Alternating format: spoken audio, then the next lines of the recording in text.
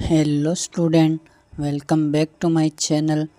आज हम लोग देखने वाले हैं क्लास 11th चैप्टर 2 के नोट्स, तो जिसका नाम है जीवों का वर्गीकरण। तो चलिए वीडियो को शुरू करते हैं।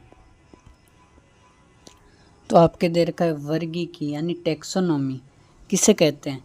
तो विज्ञान की वह शाखा जिसके अंतर्गत जीवों के नामकरण, वर्गीकरण एवं उनके सिद्धांतों का अध्ययन किया जाता है, वर्गीकी कहलाती है। वर्गीकी शब्द का प्रयोग सर्वप्रथम केंडाले द्वारा प्रयोग किया गया। टैक्सोनॉमी, जो टैक्सोनॉमी है दो शब्दों से मिलकर बनी है, टैक्सिस और नोमस। टैक्सिस का अर्थ है अरेंजमेंट यानी व्यवस्थित करना, और नोमस का अर्थ है लॉ यानी नियम। और जो वर्गीकरण का इतिहास है, जंतुओं के प्रथम वर्गीकरण का श्रेय ग्रीक दार्शनिक अरस्तु को जाता है। अरस्तु को जीव विज्ञान एवं जंतु विज्ञान का जनक कहा जाता है। जो अरस्तु ने जंतुओं का वर्गीकरण रुधिर के रंग के आधार पर अपनी पुस्तक हिस्टोरिया एनिमेलिया में किया। इन्होंने जंतु जगत को दो श्रेणियों में वर्गीकृत किया। जो दो श्रेणियां उनमें वर्गीकृत किया, एक तो है एनेइमा और एक है इनेइमा। रुधिर के आधार पर इन दो वर्गों में बांटा है। तो एनेइमा इसके अंतर्गत उन्होंने लाल रुधिर विहीन जंतुओं को रखा, जैसे sponge, Cnidaria, mollusc, arthropods, echinoderms आदि अकशेरुक प्राणी। और जो इनेइमा है, इसके अंतर्गत उन्होंने लाल रुधिर वाले कशेरुक जंतुओं को रखा। इस समूह को उन्होंने पुनः दो उप समूहों में विभाजित किया। पहला है विविपेरा या जरायुज, दूसरा है ओविपेरा या अंडयुज। जो विविपेरा है, इसके अंतर्गत वे जंतु आते हैं जो बच्चों को जन्म देते हैं, जैसे मनुष्य, पशु, कुत्ता आदि।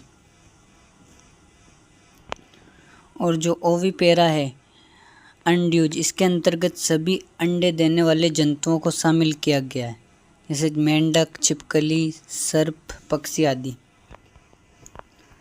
जीवों का वर्गीकरण, द्विजगत वर्गीकरण, जिसको कैरोलस लिनियस ने अपनी पुस्तिका सिस्टेमा नेचुरी में संपूर्ण जीवधारियों को दो जगतों में विभाजित किया, जो है पादप जगत और जंतु जगत। इन दो जगतों में विभाजित किया। और जो पादप जगत है, पादप जगत की विशेषताएं, ये विशेषताएं क्या है? कोशिका भित्ति एवं केंद्र के रिक्तिका की उपस्थिति। दूसरा है क्लोरोफिल पर्णहरिम की उपस्थिति के कारण स्वपोषी अर्थात प्रकाश संश्लेषण द्वारा अपना भोजन स्वयं बना लेते हैं। तीसरा है संचित भोजन का स्टार्च के रूप में पाया जाना। और चौथा है सक्रिय प्रजनन का अभाव। पांचवा पेशियां, उत्सर्जन तंत्र, तंत्रिका तंत्र एवं संवेदी अंगों की अनुपस्थिति। ये पादप जगत की विशेषताएं हैं। और जो छठा, इसके अंतर्गत शैवाल, कवक, लाइकेन, ब्रायोफाइटा, टेरिडोफाइटा, अनावृत बीजी एवं आवृत बीजी शामिल है। और जंतु जगत है, जंतु जगत की क्या विशेषताएं हैं? कोशिका भित्ति एवं रिक्तिका का अभाव, और जो क्लोरोफिल का अभाव होता है, अतः ये परपोषित होते हैं, अर्थात अपना भोजन स्वयं संश्लेषित नहीं कर पाते हैं। तीसरा है सक्रिय प्रजनन का पाया जाना। चौथा है संचित भोजन का ग्लाइकोजन के रूप में पाया जाना। और पांचवा है बाह्य उद्दीपनों के प्रति तुरंत प्रतिक्रिया। और छठा है उत्सर्जन तंत्र, संवेदी अंग, तंत्रिका तंत्र एवं पेशियों का पाया जाना। सातवां, इसके अंतर्गत प्रोटोजोआन, अकशेरुक एवं कशेरुकी शामिल है। इसके बाद आपके द्विजगत वर्गीकरण के दोष। अभी हमने पढ़े द्विजगत वर्गीकरण की विशेषताएं, अब उसके दोष पढ़ने वाले। यूग्लिना में क्लोरोफिल पाया जाता है, जो कि पादप का लक्षण है, लेकिन यह जंतुओं के समान कशाभिकायुक्त एवं गतिशील होते हैं, तथा कोशिका भित्ति का अभाव होता है। अतः इसी कारण यूग्लिना को पादप एवं जंतु के बीच की कड़ी मानते हैं। और कवकों को पादप जगत में रखा गया है, जबकि इनमें क्लोरोफिल का अभाव होता है। और क्लेमाइडोमोनास को पादप जगत में शामिल किया गया है क्योंकि ये स्वपोषी एवं कोशिका भित्ति युक्त होते हैं, लेकिन ये कशाभिका युक्त एवं गतिशील होते हैं, जो कि जंतुओं के लक्षण हैं। चौथा है जीवाणुओं, माइकोप्लाज्मा एवं शैवालों को पादप जगत में शामिल करना इस वर्गीकरण की सबसे बड़ी कमी है, क्योंकि ये प्रोकैरियोटिक जीव हैं। अन्य पादपों एवं जंतुओं से पूर्णतः भिन्न होते हैं, क्योंकि इनमें सुस्पष्ट केंद्रक का अभाव होता है, अतः इन्हें किसी भी जगत में शामिल नहीं किया जा सकता। और लास्ट पांचवा लाइकेन, जो कवक एवं शैवाल के सहयोग से बनते हैं, अतः इनको पादप जगत में शामिल करना उचित नहीं है। तो ये हो गए आपके पादप जगत की विशेषताएं, दोष और 5 जगत वर्गीकरण, 5 किंगडम क्लासिफिकेशन। तो जीवों की विविधताओं एवं विषमताओं के कारण उपरोक्त वर्गीकरण की कमियों को देखते हुए सन 1959 में अमेरिकी वर्गीकृतज्ञ R.H. विटेकर ने वर्गीकरण की 5 जगत प्रणाली दी और संपूर्ण जीवधारियों को 5 जगत में विभाजित किया। तो ये 5 जगत कौन से? जगत मोनेरा और जगत प्रोटिस्टा, जगत प्लांटी, जगत कवक और जगत एनिमेलिया। तो विटेकर ने अपने वर्गीकरण में विषाणुओं को शामिल नहीं किया गया। इसमें सजीव एवं निर्जीव दोनों के बीच के लक्षण पाए जाते हैं। इसी कारण विषाणुओं को सजीव या निर्जीव दोनों के बीच की कड़ी मानते हैं। जो आपके 5 जगत वर्गीकरण के 2 गुण, प्रोकैरियोटिक्स को एक पृथक जगत का दर्जा देना तर्कसंगत है, क्योंकि ये जीव दूसरे जीवों से अपने कोशिकीय संगठन, जनन एवं कार्यकी से भिन्न होते हैं। और जो यूग्लिना, क्लेमाइडोमोनास, श्लेष्म, फफूंद जैसे जीवों जिन्हें पादप एवं जंतु जगत दोनों में शामिल किया जाता था, इनकी प्रोटिस्टा जगत में रखना सही कदम है। कवकों को पृथक जगत का दर्जा देना बिल्कुल सही है, क्योंकि ये पादपों से आकारिकी एवं कार्यकी दोनों में निम्न होते हैं।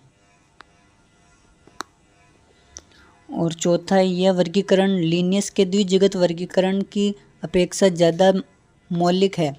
यह वर्गीकरण कोशिका संरचना व शरीर संगठन की जटिलता एवं पोषण विधि पर आधारित है। तो गाइस, अगला टॉपिक है 5 जगत वर्गीकरण के दोष। तो इसमें पहला, इस वर्गीकरण में विषाणुओं को कोई स्थान नहीं दिया गया और इस वर्गीकरण में शैवालों को 3 जगतों में विभाजित कर दिया गया है। जो 3 जगत हैं वो कौन कौन से? मोनेरा, प्रोटिस्टा और प्लांटी। मोनेरा के अंदर जो शैवाल आते हैं वो नील हरित शैवाल, और जो प्रोटिस्टा के अंदर आते हैं वो एक कोशिकीय शैवाल, और प्लांटी में आते हैं वो बहुकोशिकीय शैवाल होते हैं। और जो तीसरा है, कुछ विशिष्ट एक कोशिकीय शैवालों को प्लांटी जगत में रखना जो विटेकर द्वारा दिए गए आधारों के अनुसार नहीं है। अगला है, प्रत्येक जगत में इतनी अधिक भिन्नताएं हैं, इन्हें एक साथ रखना कठिन है। मोनेरा एवं प्रोटिस्टा जगतों में दोनों तरह के भित्तियुक्त तथा भित्ति रहित प्रकाश संश्लेषी एवं अप्रकाश संश्लेषी जीवों को रखा गया है। इसके बाद आपके है जगत मोनेरा, यानी इसको पढ़ेंगे। जगत मोनेरा के अंतर्गत सभी प्रोकैरियोट्स को शामिल किया गया है, अतः इसे प्रोकैरियोटा भी कहते हैं। ये अत्यंत छोटे एवं सरल संरचना वाले जीव हैं। तो मोनेरा जगत है, उसका वर्गीकरण है यानी किंगडम ऑफ मोनेरा। इसमें आते हैं आर्कीबैक्टीरिया और यूबैक्टीरिया। यूबैक्टीरिया होते हैं जो वास्तविक जीवाणु होते हैं। इसमें आते हैं जीवाणु और साइनोबैक्टीरिया, जिसे नील हरित शैवाल कहते हैं। और जो आर्कीबैक्टीरिया अथवा पुरातन जीवाणुओं का एक समूह, ये आद्य प्रोकैरियोट्स का समूह है। इस समूह के सदस्य पृथ्वी पर प्रकट होने वाले प्रथम जीव हैं, इसलिए इन्हें पुरातन जीवाणु अथवा जीवित जीवाश्म भी कहते हैं। इनमें जटिल जीवाणुओं की तरह कोशिकांग तथा संगठित केंद्रक का अभाव होता है। और जो जीवाणु होते हैं, जीवाणु अथवा बैक्टीरिया सर्वव्यापी एक कोशिकीय दृढ़ भित्ति वाले प्रोकैरियोटिक सूक्ष्म जीव होते हैं। ये संरचना में अत्यंत सरल होते हैं। इनके द्वारा पादपों एवं जंतुओं में भयंकर रोग उत्पन्न हो जाते हैं। विज्ञान की वह शाखा जिसके अंतर्गत जीवाणु तथा उसकी क्रियाओं का अध्ययन किया जाता है, जीवाणु विज्ञान कहलाता है। तो जीवाणु की खोज का श्रेय एंटनी वॉन ल्यूवेनहॉक को जाता है। उन्होंने स्वयं के द्वारा बनाए गए सूक्ष्मदर्शी द्वारा अपने दांतों की मेल में अनेक छोटे छोटे जीव देखे, जिनको उन्होंने एनिमल्क्यूल कहा। वास्तव में ये जीव जीवाणु थे, इसलिए ल्यूवेनहॉक को जीवाणु विज्ञान का जनक कहते हैं।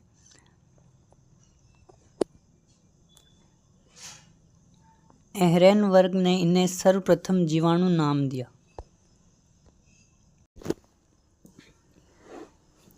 रॉबर्ट कोच को आधुनिक जीवाणु विज्ञान का जनक कहा जाता है। जीवाणु के सामान्य लक्षण कौन कौन से देखते हैं। जीवाणु सरल संरचना वाले एक कोशिकीय आद्य जीव हैं। ये स्वपोषी, मृतोपजीवी, परजीवी अथवा सहजीवी प्रकार के होते हैं।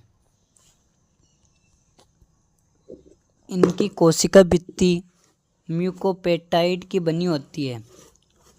जनन मुख्यतः विखंडन अथवा मुकुलन द्वारा होता है।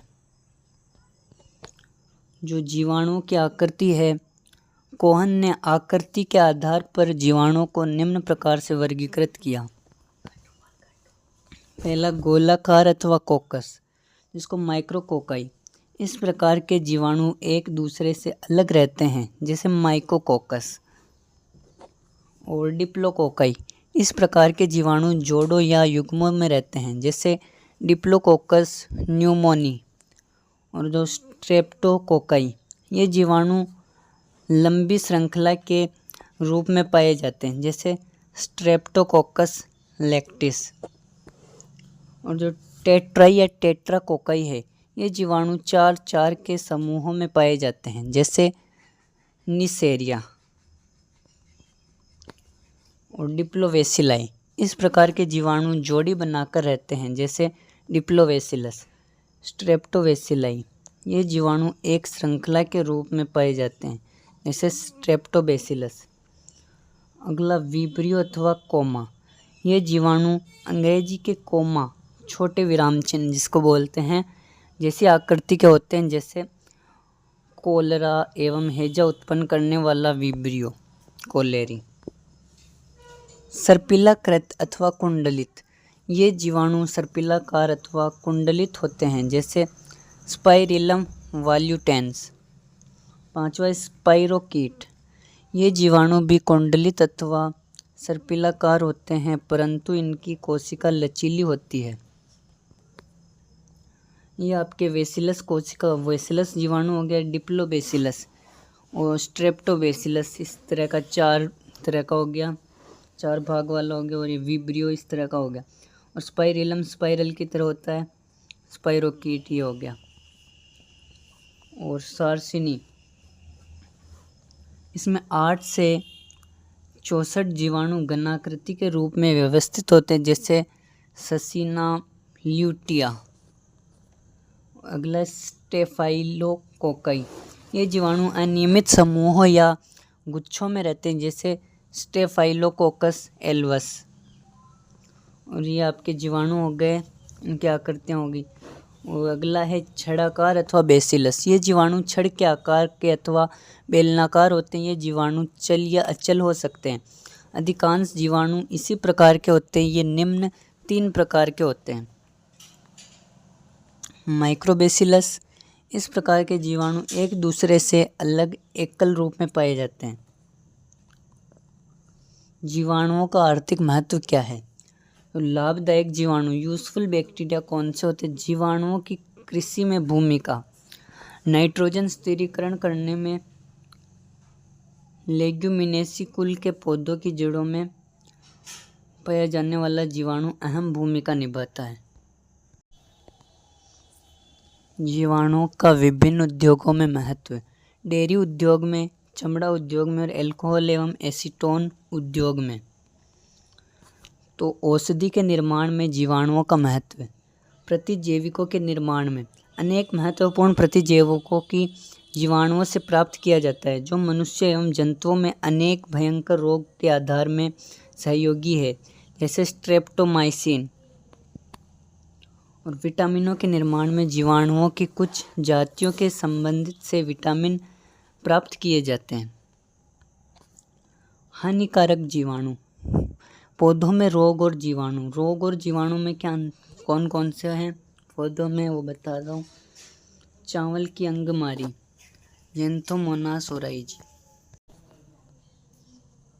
इसके बाद है नींबू का कैंकर, जो ज़ैंथोमोनास सिटाई जीवाणु का नाम है। अगला है गेहूँ का गलन, ये कैरिनोबैक्टीरियम टिट्रिसाई। और चौथा है बंद गोभी का काला गलन, ये ज़ैंथोमोनास कंपेस्ट्रिस है। ये जीवाणु पाए जाते हैं। और मनुष्य में रोग और जीवाणु। मनुष्य में कौन कौन से रोग किस जीवाणु से होते हैं, तो हैजा यानी कोलरा, ये विब्रियो कोलेरी नामक जीवाणु से होती है। और निमोनिया होती है डिप्लोकोकस न्यूमोनी। और डिप्थीरिया कैरिनेबैक्टीरियम डिप्थीरी। और श्रेय रोग होता है टीबी, माइकोबैक्टीरियम ट्यूबरकुलोसिस। और टाइफाइड होता है वह साल्मोनेला टाइफी से होता है।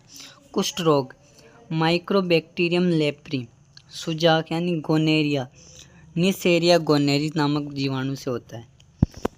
कवक। कवक की विशेषताएं क्या है? कवकों में क्लोरोफिल नहीं पाया जाता, अतः ये विषम पोषी पोषण करते हैं। कोशिका भित्ति काइटिन या सेलुलोज की बनी होती है। और संग्रहित भोजन ग्लाइकोजन या तेल की बूंदों के रूप में होता है। संवहनी ऊतक अनुपस्थित होते हैं। इनकी शारीरिक रचना थैलस के समान होती है, जिसमें धागे के समान संरचनाएं होती है, जिन्हें हाइफी कहा जाता है।